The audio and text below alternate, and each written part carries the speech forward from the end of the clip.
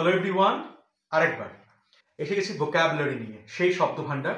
তবে যেটা আমি সবসময় আমার শিক্ষার্থীদের বলার চেষ্টা করি যে শব্দগুলোকে অগোছালোভাবে মনে না রেখে যদি মাথার মধ্যে একটা শোকেস সিস্টেম করে নেওয়া যায়, যে একই ধরনের শব্দগুলোকে আমি এক জায়গায় করে নিলাম, তাহলে বেশি সুবিধা হয়। কিভাবে বলছি? বেশ, এই যে হাতেটা দেখা যাচ্ছে আমার একটা টাওয়েল, ভেজা টাওয়েল। এবার যেটা আমরা কাচার পরে যেটা করি, এই যে এরকম যে করার প্রসেস, যার ফলে জল চুইয়ে পড়ে, এটাকে বলা হয় রিং।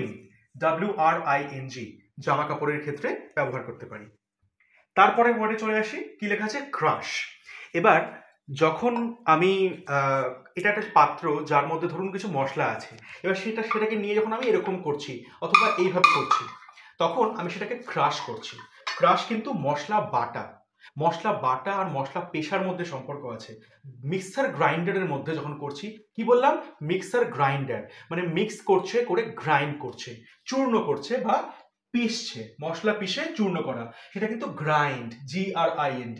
আর ক্রাশ যেটা বললাম, মশলা বাটা। তারপরে আমি নিয়ে নিলাম দুটো কাগজ, যেটা আমরা করি, অকাজের কাগজ ছুঁড়ে ফেলে দিই। ছুঁড়ে ফেলার আগে কি করছি?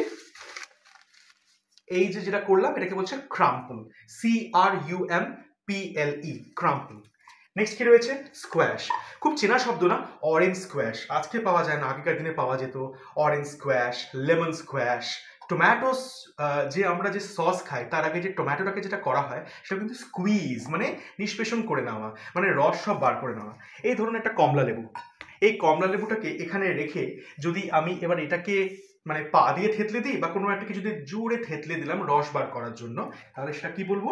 আমি স্কোয়াশ করছি।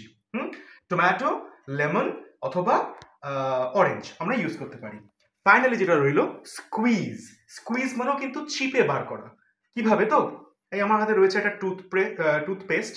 এই টুথপেস্টটা ভরার দেখে নিয়ে নিই, যাতে করে বোঝাতে সুবিধা হয়, নাহলে এক গুচ্ছ বেরিয়ে আসবে।